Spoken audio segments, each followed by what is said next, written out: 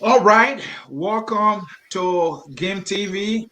Welcome, and welcome to the sixth edition of Game TV. As always, I'm Anthony C. Hosting here at Game TV. Game TV is the media platform of the Grassroots Alternative Movement. The Grassroots Alternative Movement is a pro-democracy organization. In today's edition of Game TV, we are having a general overview of the grassroots alternative movement. For those of you who don't know more about the grassroots alternative movement, what the institution has been doing since its inception, we have the vice chairman for administrative affairs. Mr. Borh Johnson is here. He is the VCA of this institution, and he's here to provide detailed explanation about this institution, the Grassroots Alternative Movement. So welcome and welcome to this sixth edition of GAM TV. And I want to remind you, GAM TV is the media platform of the Grassroots Alternative Movement. At this time, I will want to welcome our guest, Mr. Borh Johnson. Welcome to GAM TV. I'm happy to have you. Thank you very much, Anthony. It's a pleasure to be here, and I want to thank you for actually inviting me to this platform. All right, you have it right there. Mr. Borh Johnson is the VCA, that is the Vice Chairman for Administrative Services here at the institution, the Grassroots Alternative Movement, and welcome to GAM TV. Well, let's get started. Today we want to talk about a general overview of this institution, what it is, what it's been up to, what are the plans, what programs it got in place, what are some activities it has been able to do so far, what are some fundamental documents that it has put together to solidify a formation as an institution. These are the things for which we call you here, saying you are the chief administrator here to explain these things to people, Liberians who want to know more about this institution. But we can get started, without knowing a little bit about you. So who is Mr. Klubosumo Johnson Borh?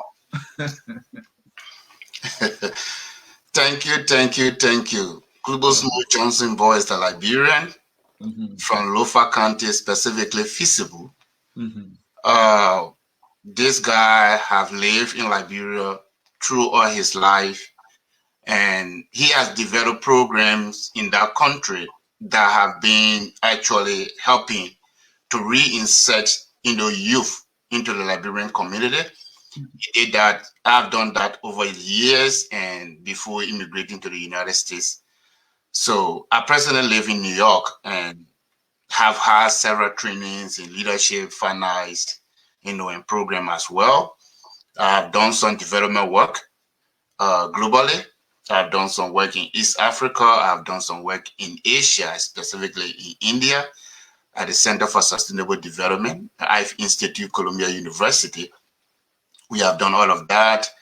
And I actually come from the background of both peace and conflict and that of social enterprise, administration.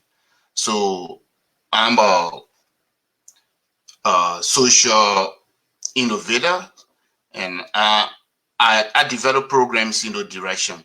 I've done some work on peace and conflict, especially where in our country, Liberia came from a 14-year civil war. So I've also been involved in reinserting former fighter into the mainstream society, reinserting hardcore youth into mainstream society. And I'm talking about evidence-based program, not just any kind of program that have been tested and retested and proven to be very effective. And I've also found myself in the education sectors developing program that disrupt our today's reality in terms of the kind of issues we found in our educational system. And those are all evidence-based programs that have been done. I saw myself also leaping into the UN system as a consultant on reintegration, giving my past, success stories in reintegration. So this is just a brief summary of Klubosumo. Most of I don't like to talk about it too much. I love for people to visit GAM website and other platform to actually see what this guy has been involved with, around the globe. Thank you so very much. And we will get to those specific details. We are so glad to have you.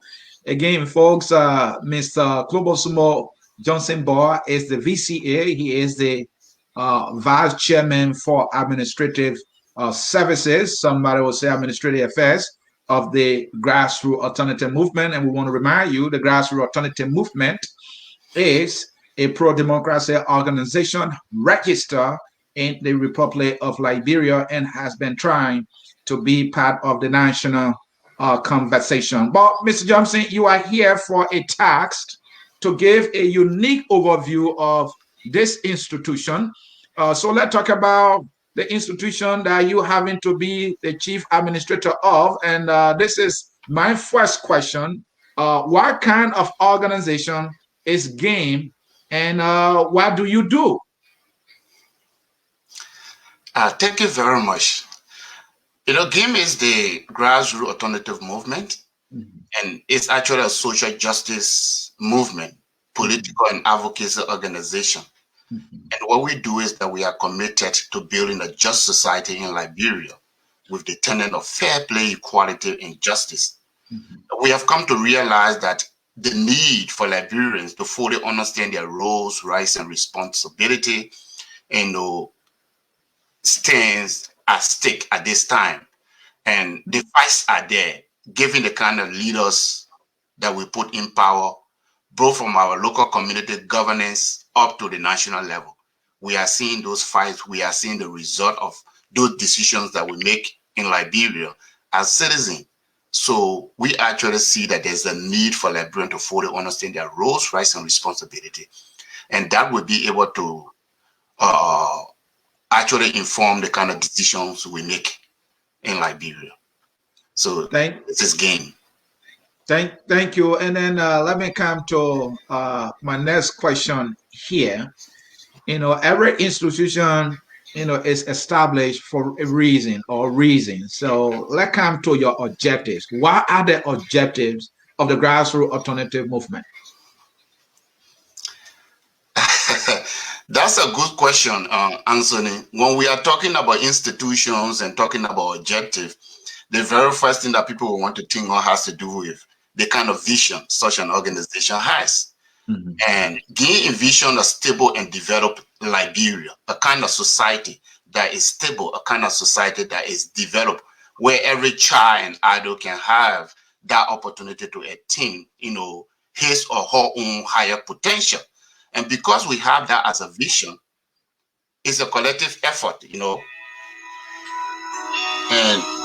that collective effort actually goes a long way. Sorry for that call. That collective effort actually goes a long way.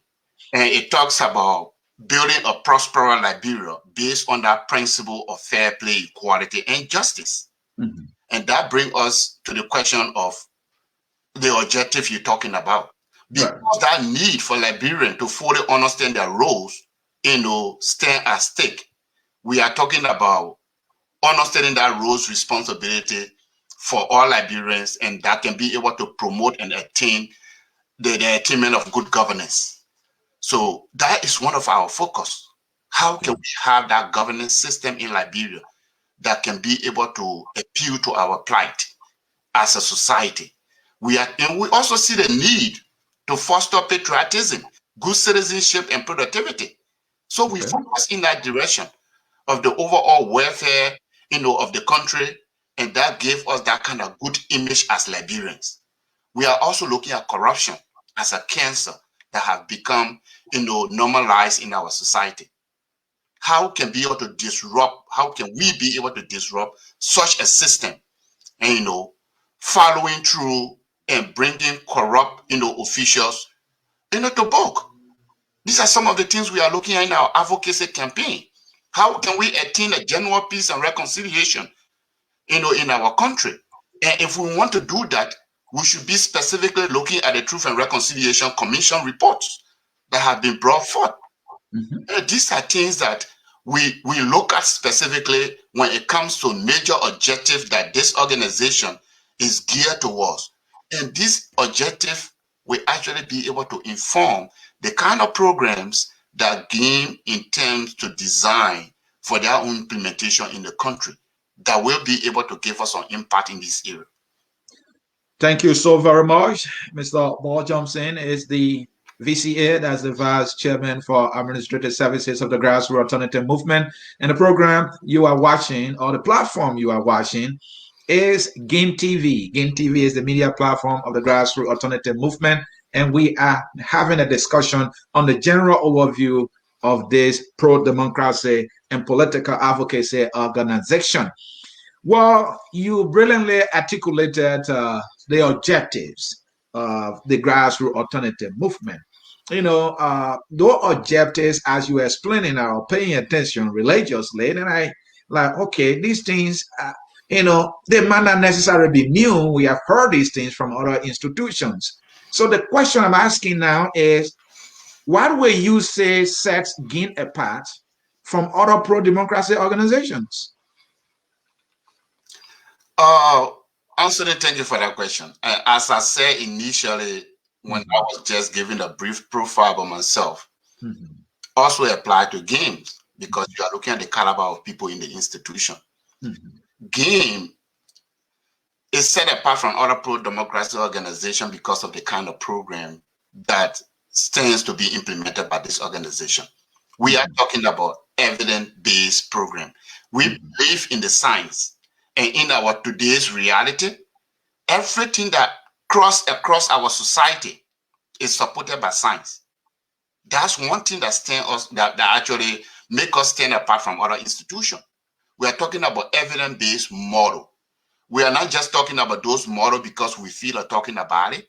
We are talking about things that we are being involved in, the planning aspect, the implementation aspect in different parts of the world. In East Africa, there are models that have been tested. Those models were designed by me and other colleagues. We pilot tested those models, and the evidence are there. Today, people are rolling out the evidence-based model in those parts of the world. We are seeing how best some of those models can be replicated in Liberia or even scaled. So we are coming with different approach. We are looking at the necessary strategy that are required in those implementation. We are also looking at those different kind of approaches in terms of advocacy, in terms of programming that make us different. So if we are talking about ills in society, we are not just followers where we're going to follow people causing noise all over the place. We are a solution-driven institution. So when we point out an ills in a policy that is being implemented in the country, the very first thing we look at is to review that policy. We want to analyze that policy. We want to know 60 years ago what that policy effect have been on the country as compared to today. If those policies on the book are outdated, we should be able to come up with those evidence to inform our public.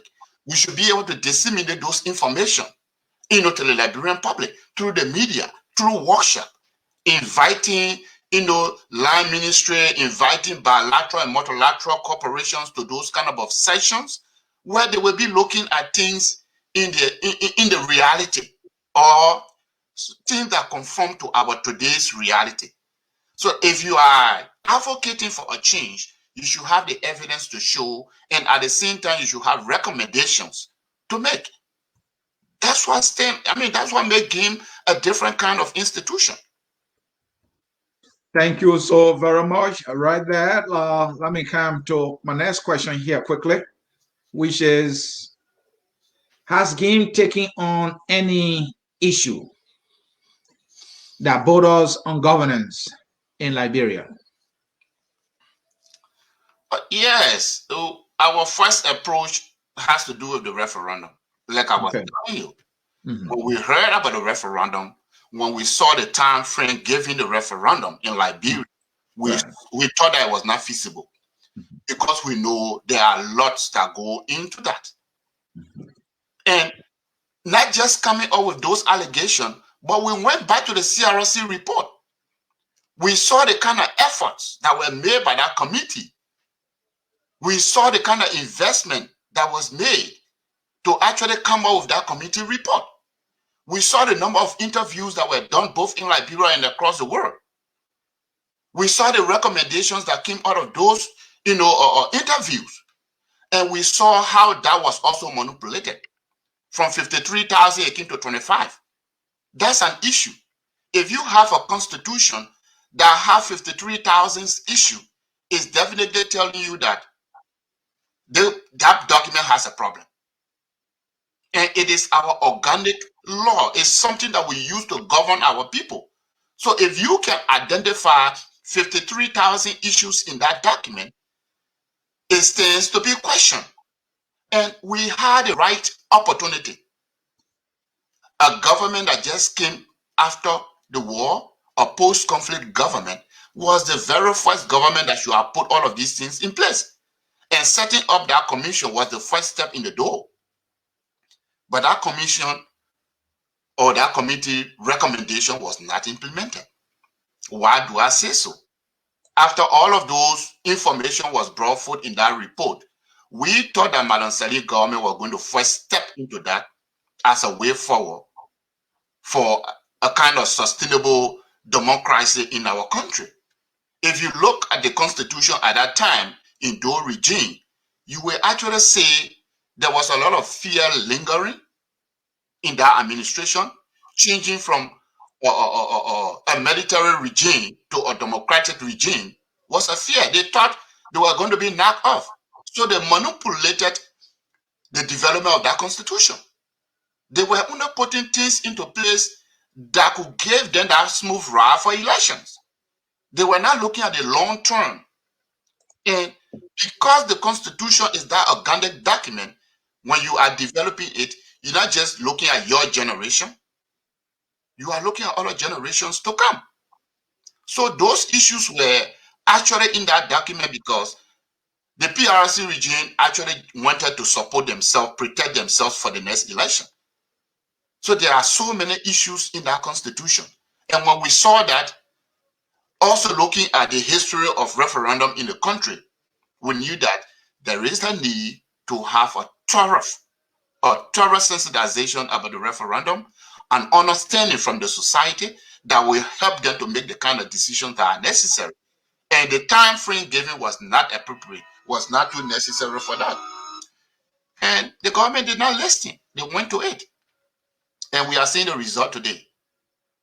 And we are seeing the results today. That was Mr.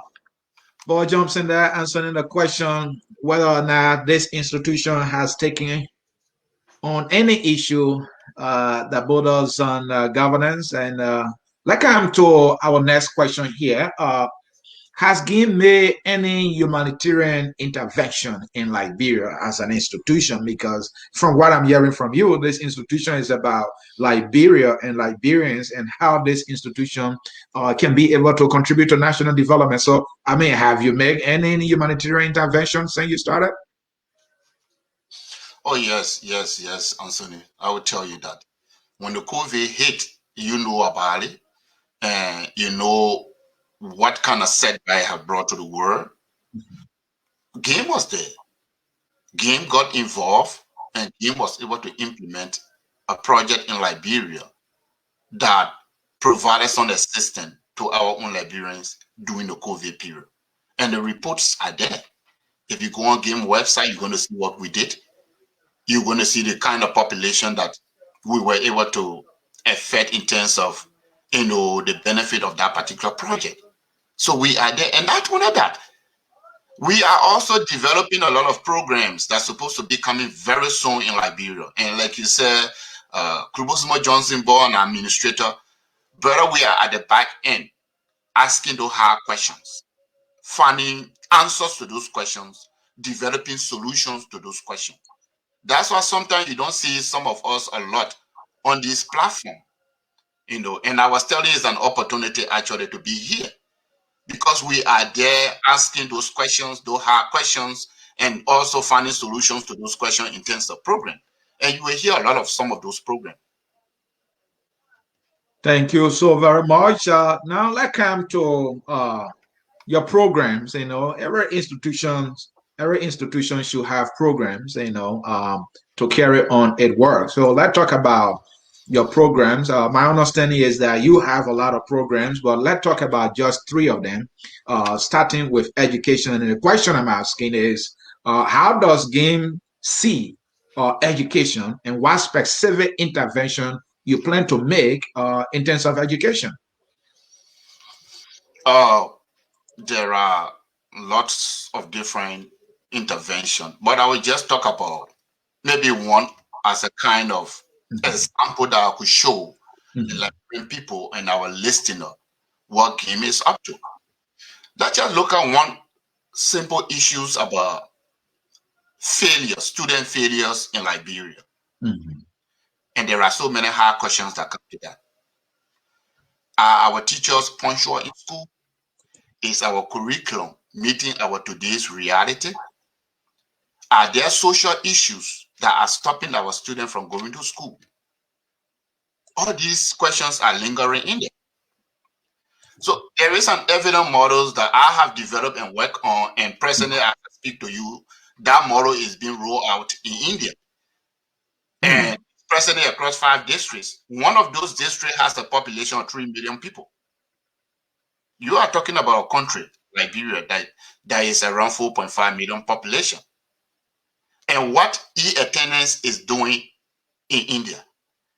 E-attendance is a model that combines a simple tablet with a fingerprint scanner that we call a biometric tracking system. That system has been tested and proven to be very effective in India. How? You get in the school system, you do the demography of the student, meaning their names, the district they come from, everything that has to do with filling a form in that particular platform. And that information is connected to that student through the fingerprint. It's in that system. So in every school, if there is 300 students in that school, that 300 student name is in that database. So if out of the 300, if 250 students came to school today, right after attendance is taken, you can be sitting down in any part of the world. You will know that in school A, 250 students attended today and 50 students were absent. And these are the students that are absent. We have educational extension workers that follow up on those students to find out why they did not come to school. And this model have increased attendance in those schools, have increased output of students in those schools. To understand that government have now started replicating that program in that part of this, and even try to model it in different manner. Since it worked for students, can it work for teachers? We also want to know whether the teachers are present every day in classroom. They are now using biometric tracking systems for students. They never stop there. They say, but if it works for students and it works for teachers, why can't we apply it in our health system? Nurses and doctors are now doing biometric tracking system. So you don't have to be on Broad Street or in Pinsville and call your friend on Broad Street and say, oh, my man, I'll be coming late, man. Can you sign in for me? Because we are still using manual attendance system. They sign in for you when you're not coming to work. At the end of the day, the minister pay you. It's a loss to government when you're not working and getting paid. Not only that, programs that are developed for you to implement because you're not regular, you cannot implement those programs. So we are bringing some of those evidence-based model in Liberia for skill up. I will give you one common example in the agriculture sector. And Okay. more time I tell people And development and and now. Borh, we'll get to the agriculture sector. So hold your thoughts right there. We will get to the agricultural sector. Yeah, we are moving to the agricultural sector, and let me bring my question in quickly, and then you can come in. One of the sectors that you have on your program as an institution in agriculture, and so the question I'm asking here is, how does GAME view agriculture as a sector? Thank you very much. Agriculture is a meaningful sector. Every country needs to feed itself. That's one aspect. But we who come from the development, background, not just looking at the feeding aspect, we are also looking at employment opportunities. What can agro-related activities do for Liberians? There are several models. You can look at a model now that have been designed and proven to be effective, where in $200,000 US into that program, and that program is capable of employing 3,000 people, and that program is capable of filling 100,000 people. 200,000 US just in rice. And maybe you look at rice from 3 dimensions: rice that can be produced in 6 months and rice that can be produced in 9 months. And you invest in that for a year. You find out that the 3-month rice is ripe for harvesting. The program going to harvest, the program going to process, the program going to package and distribute. But let's look at filling the gap when it comes to our own employment. If that program is to employ 3,000 people, you are looking at technicians that are graduating from the agricultural college or the school of forestry who don't have job nowadays, because one of the most important agencies in the country that actually employ graduates from that is FDA. You don't have a Lamy institution, or maybe you're looking at Firestone, or you're looking at, during those days we talk about the Guthrie rubber plantation, we talk about the Salala rubber plantation. Those were companies that were employing these guys. You understand? But if you have a program that is employing 3,000 people,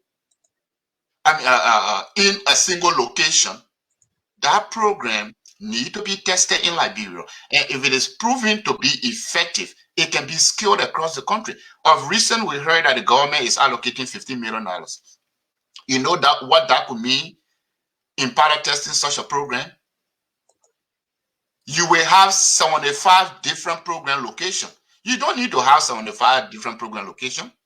Take into consideration just 12 locations across 12 of the counties and see how production will be able to limit the import of food from Monrovia, or the transport of food from Monrovia to the Leeward County. Though we understand that food is supposed to come from the Leeward County into the capital, but nowadays, the kind of food that leave the city to go to the Leeward County is alarming. So if the Leeward County are producing food, they become self-sufficient, and they can be able to import some of that food back to the market in the city. But not only that, that program will be able to employ 3,000 people from each of those counties. And with 50 million, you are talking about 5 years plan. So if you are employing 3,000 people in one segment of your society, you times that by 12. You are talking about 36,000 people. And you can even break that into segment. Maybe 1,000 could be allocated to professionals, people who have graduated and have specific kind of career path. You could allocate 1,000 to just women being employed in that sector. You could allocate 1,000 to just youth being employed in that sector. Because we are talking about fair play and equality. So even in the job setting, that should count. That's just even in the job setting, that should count. Go for it. Yeah. And that's just one model that could be tested and pilot tested. We know that we have CARI. But CARI is a research institution. And that is a fact. If CARI was a model, I can tell you, 1 minute, I can tell you that CARI should have been replicated across the country by now if it was a model. But because it's a research institution, it is based in Borh County. You see what I'm talking about? We are talking about a model that can be scaled across the country. We're not just talking about one research institution based in one part of the country and testing and retesting, products and different kind of stuff over the years. And none of those successful models have been replicated across the country. Thank you, folks. Watching us on social media, cyberspace. We want to say welcome if you are just joining us, and thank you for staying with us. We ask that you stay with us as we continue on this conversation with the Vice Chairman for Administrative Services of the Grassroots Alternative Movement USA, Mr. Klubosumo Johnson Borh. And we are talking about the institution, the Grassroots Alternative Movement. We are doing a general overview of this institution so that folks who don't know much about the institution can have the opportunity to get to know the Grassroots Alternative Movement. Let's come to good governance here because we know that that is one of your thematic areas. Good governance is key in the survivability of any nation. So good governance, we are asking this question. What is good governance from the grassroots alternative movement perspective? Thank you What very is good much. governance? Mm-hmm. Yes, Anthony, you just brought us to another area. When you actually look at that from the perspective of game, there are lots that count in that. Mm-hmm. Governance, we are looking at it from the level of being fundamental when it comes to economic growth, when it comes to political stability, when it comes to security. Mm-hmm. That's how we look at it. And it requires fair legal framework, that enforce what we refer to as impartial, kind of the rule of law or so. It requires full protections of human rights, particularly when you talk about marginalized population. Mm-hmm. I don't have to name that. The enforcement of laws require independent judicial system. Right. We're not talking about a system wherein one sector of our government have total control. That even if there are things lingering out there and you take it to the court, you are afraid that the one issue you are taking to court will involve the entire government because you are suing the government instead of an individual. You see, those, incorruptible police forces, these are things that we need to be looking at. Are our police pay well? Can they represent us in the society? Or what can be done so that our police cannot be corrupt? We tend to tackle a lot of these many aspects of governance, including corruption. Corruption has become, our way of life. We want to promote full respect for the rule of law. We want to increase transparency.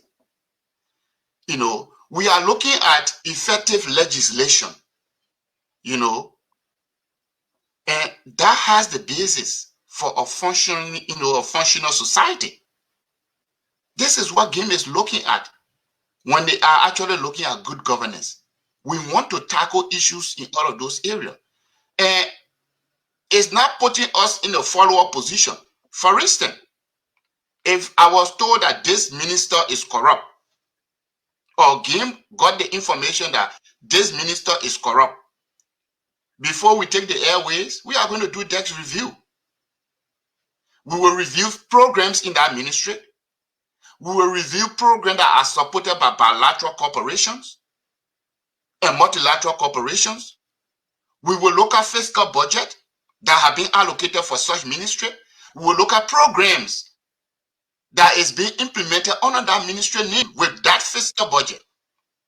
We will see everything that has to do with accountability, transparency. What are the necessary procedures that have been put in place to bring about control system of those resources? Because it's an integrity issue. And when those data have been collected and they have been analyzed, you have findings to those things. You have real-time information that you can be able to rely on. And that can be brought to the attention of the public. It will make the government to take action. And if the government can take action, then we relate to the pro bono status. Find a lawyer, take such a minister to court. And if we are taking you to court, our dissemination efforts continue. because we start contacting all of those bilateral and multilateral institutions and telling them how the funding they have allocated for specific project has been misused because those evidence are there. That's what make us stand apart from other institutions.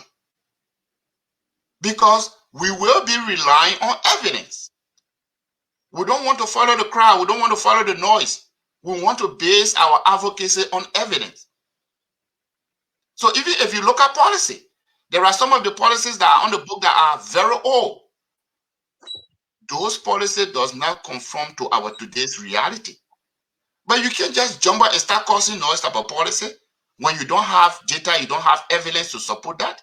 Though the facts are glaring, but you have to believe in science. Thank you so very much. You have to believe in science. Thank you. Mr. Borh Johnson is the Vice Chairman for Administrative Services of the Grassroots Alternative Movement. This is GAM TV. GAM TV is the media platform of this institution. Welcome and stay with us. Hit the share button and let's continue with the conversation. Mr. Borh, welcome to your institution membership and your website. To do this, why I try to bring your website for you to walk us through. Let's see if you can get this question answer quickly. Why should anyone consider joining GAM, and how can that person do it? Oh, thank you. People should consider joining GAM because GAM is a kind of organization that have unique programs that will impact the life of Liberians.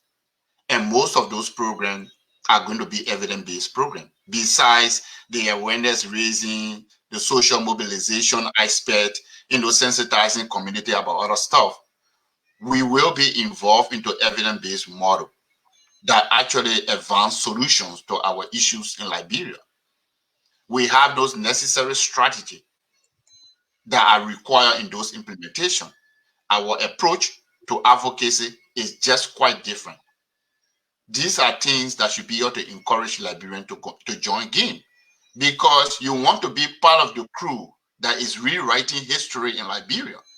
And that would be a remarkable, part of your life, a part of your legacy, if you are part of rewriting our history in terms of programs. So now let's come to your website. Walk me through your website and show me some of your accomplishment in terms of forming this institution. Anthony, if you can just click on About Us. Okay, right here. You can go to lead through, and you see there where you have who we are and what we do. Okay. We tell you more about him. When you scroll down, you will see what GAM is up to. It says GAM is a social justice, political, and advocacy organization committed to building a just society, and blah, blah, blah, blah, blah. This tell you a lot about what GAM is involved with, and what we are, what we stand for, and our code of ethics are also there that you can be able to review. But you will also see GAM objective lined up at this part as well. Okay. And these are all things that you can be able to read by yourself, and you can be able to reflect on, and you can be able to make that decision as to whether you can be a part of this institution, because you need to be convinced that the institution is unique. You need to be convinced that the institution stands for something.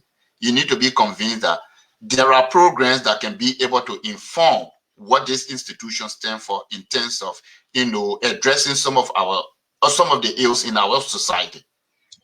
That is something that anybody can read, and it is available up here. You can also follow the GAM TV to learn more about all of the different editions that GAM have been involved with here. There are different speakers, and here you can learn more from these speakers, what they have said about the institution, and what made them join the institution, what they believe in, What makes this institution to look different from other, pro-democracy institution? Besides, if you click on about us and come down, then forget about program and go to our call of allegiance, because we just talk about program. Okay. Call of allegiance is there. If you scroll down here, these few information that you find here are very, very much relevant, because when you want to be part of an institution, you actually need to know what this institution is geared towards. If you understand this cause and you want to stand up for this cause, you want to be part of this cause, it will motivate you to become a member. You see? And let me read your core allegiance here. Let me read your core allegiance here, and so that folks can follow you. I believe in Liberia, Africa's oldest independent republic, with all my heart. I shall do wherever it lawfully takes to see social, economic, and political liberation in Liberia, to fiercely fight against all forms of social, economic, political, and environmental injustices. I believe in a grassroots alternative movement made of Liberians from all walks of life and friends of Liberia. I believe in a grassroots alternative movement, an alternative liberation movement that is determined to redeem Liberia from all social, economic, and political perils. I shall always remain committed to upholding the principles and values of the grassroots alternative movement, and shall never betray its quest for equality and justice for all. This is my allegiance to this movement, so help me God. So when you go through this allegiance, if you did not capture everything, there are a few things that you look at. And they fight against all forms of social, economic, political, and environmental injustices. This country is old. This country is old. Other country in Africa supposed to be learning from us, supposed to be following our example. We are one of the oldest country on this continent. And you see our social and economic system in the country. People cannot even afford 2 days meal. That's a fact. So there are a lot of things here that when you look at, you want to be part of that history-changing movement. And I want you to move to the Constitution. Okay, right here. Okay, we see your Constitution here. Very great, Constitution and bylaws that anyone can be able to review. You can be able to download and take your own time to go into it. It speaks about the entire institution. You see, and most time people look at structure when it comes to institution, and most time people look at activities when it comes to institution and what have you. You have all of these things in here: the governance structure, how you go about making decisions, and membership is also expressed in here. You see, this help you understand the institution very well, and this can encourage you. Most institution does not have a very comprehensive layout constitution that guides them. And at the back end, we are taking our own time, putting all of these pieces together and making sure that they are there for future, members of the organization, for our today's reality and what have you. If you go down, like you just click, this is a policy that has been developed. This is a financial policy. This policy can go a long way. And it will help put in place it will help support our planning aspect. It will help support how we organize activity. It will help support how we implement activity. And it will even help support how we control our financial transaction. This is what the policy is there for. And one thing you need to look at is that the policy is actually there to help us regulate how financial transactions are being conducted, are being carried out in the institution. You see, These are legal documents set in place. These are policies that will be able to help us run the institution. And any member can read this, anybody can read this particular policy and feel convinced to be part of this institution because they have structure in place, because they have instruments that they can be able to use as a tools to actually facilitate the kind of implementation they intend to carry out. And Borh, I see that you guys have reports here too, right? Yes. Okay. I see a report here about your Danbury meeting. Earlier you talked about your COVID-19 intervention. The report is here. I see transparency is being exhibited at this institution. And then your COVID-19, this is the entire financial report. I mean, this is profound that this institution, and we see that activities that you've been doing, they are all captured in the press. I see Q&A here with journalists. You had, let me click on it for folks to be able to see here quickly. So this is it right here. So you had this like a press conference with the press at the time, which is good. And I see also that you have a photo gallery. Maybe folks want to see you and can look at what you've been doing at the COVID-19. There are about a lot of pictures here for people to see. I see training going on here for your civic education workshop that you did some time ago. This is your Danbury meeting. I see a game community meeting in Dodgeville, that is in Liberia. Then I see your civic education. I think this is the second section here. So you guys are really busy. Just before you leave that page, for technology purpose, people who are viewing this website, whenever you get to any of these pictures, don't just see it as a single picture. They are all photos. You got different kinds of pictures embedded in this photo. That's the reason when you move your cursor, you see it's pointing. So you shouldn't just look at it as a single picture, but you can go into it and see all the activities. Like this is your civil education. I just click on it and add the picture. So you see the actual people, who benefited, who participated in this civil education program. And then you talk about your COVID-19. Let me click on it.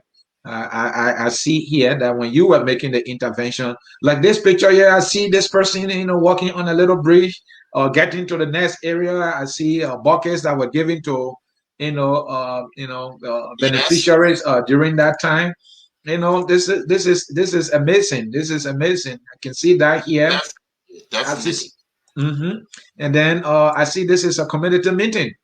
So you have a very a good presence in Liberia. I see, members of the community gather here in a Facebook. This was before COVID. I hope you guys are implementing the social distancing policy. Yeah, definitely. Yeah. All right. Let me see another thing here on your website that we want to do. So the thing is, the question is, how can one join? How can one join? I see where it say or join the movement. Is this where somebody? This is where somebody got to click on when they get on the website. Definitely. And before you come there, you sometimes have to read the code, but the code is also better in there, so that when you click that link, it brings you here. And the very first thing you do is to actually read the code, so that you answer all of these things, but read the code first. Around with the code if you are not ready from the website. You would like to join GAM and support our cause, because it's a cause that we stand for. If you read this code of allegiance and you believe in the code of allegiance, you click yes. And if you also want to join the cause, you click yes. With all of that, if you have additional message that you want to send, you can also put them in here. And after you go in that form, when you hit this send button, automatically you are going to get a response from this particular form. And not only that, your information is automatically transferred into a database. Wow. Yeah. Wow. And members can be assured that their information is kept safe, right? It's confidential. Yeah, it's very confidential. Wow. The grassroots alternative movement. Any other thing you want to show us on the website before we Yeah, leave? I would like for you to click on the brochure area. I would like for you Oh, to click on the okay. brochure area Yeah, I because see brochure there here. are Yes. some of us, Mm-hmm. yeah, there are some of us who may not love reading, and maybe you don't have the time to go through all of those Mm-hmm. pages of documents and Mm-hmm. complications. You just Right. come to the brochure. The brochure will be able to give you a real-time information about the institution, and you will learn about those most important areas within all of those legal documents that you are seeing on this website. And Mm-hmm. just by reading this two-page document, you can have an overview of the institution. It can help you make the kind of decision you want to make in becoming a member or so. Wow, wow, that is profound. Again, folks, we want to say thank you for staying with us here throughout this broadcast. This is a broadcast of the Grassroots Alternative Movements media platform called GAM-TV. We are in conversation with Mr. Klubosumo Johnson Borh, who is the Vice Chairman for Administrative Services of the Grassroots Alternative Movement USA. This institution also has a branch in Liberia that was organized for Liberia, for Liberians to be able to contribute to national development. Mr. Johnson, I think so far these were the questions that we had for you. We want to say thank you so much for coming to GAM-TV and answering these questions and giving us a general overview of the grassroots alternative movement through its media platform, GAM-TV. Folks who have been watching us, there's a phone number right below there where you have that scrolling text. If you want to call and you have a question based on the presentation that has been made by Mr. Borh, then you can certainly call right now. We will take your call, but in a few minutes, we will be wrapping it up here. We want to say thank you for joining us. Always share this. If you have interest in becoming a member of the Grassroots Alternative Movement, the website is also in that scrolling text right there. You see www.gainliberia.org. And if you log on there, you have the opportunity to read about the institutions. And if you're so convinced, you can fill in the membership form where it says join the movement, and we will be able to reach out to you. Mr. Johnson, any parting words for folks listening to us? The nation Liberia, for which you established this institution, is at a crossroad, and these are your words during this interview. When people are at a crossroad, life is difficult. But in the midst of that, they must find that hope. What do you have for our people as a parting statement? Well, thank you for that. I just want to let our audience know that we are not actually here for joke, and we are determined to actually make some impact in Liberia, contribute to resolving some of the issues that we have, contribute to minimizing some of our ills in the society. And I will tell you, look up for us. We will soon be in full flesh programming activity as well. And there are other things, not just for the community alone. We will also be looking at civil society organization as a whole. We will be developing a whole new model on financial management that we also see as a very relevant tools in managing, community-based organizations, national organizations as well.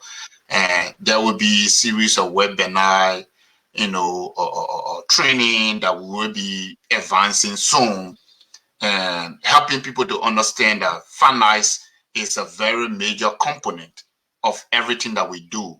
And the planning, organizing, implementation, and control factors play a major role. And we will be making them to understand that this is the backbone for any organization.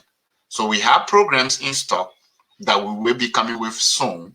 And we want to invite you to this website, to the platform, read about us, try to understand what we stand for and what we are up to, what we are up to in terms of programming. And soon we will be with you. Thank you very much, Anthony, for having me on this platform. And I hope that I will always be expecting your invitation for additional kind of discussion or such. Oh, certainly. We will reach out to you from Game TV here as we continue this dialogue, this conversation about Mama Liberia or the nation Liberia. Folks, this is how we will draw down the curtains here at Game TV. Game TV, we want to remind you, is the media platform of the Grassroots Alternative Movement, a pro and social democracy institution, and also a political advocacy institution. You can be a member by logging up to www.gainliberia.org and signing up for membership, and we will certainly reach out to you. We want to say thank you for following us. A better Liberia starts with a conversation, and it is the conversation we thought to have here at Gain TV. We will close now with this song, and this song is Pan-Africanist. It is a kind of Pan-Africanist song that we play because we believe that Liberia, when the Pan-Africanism movement started, Liberia was at the forefront. And so we play this song because we believe that Liberia is as well part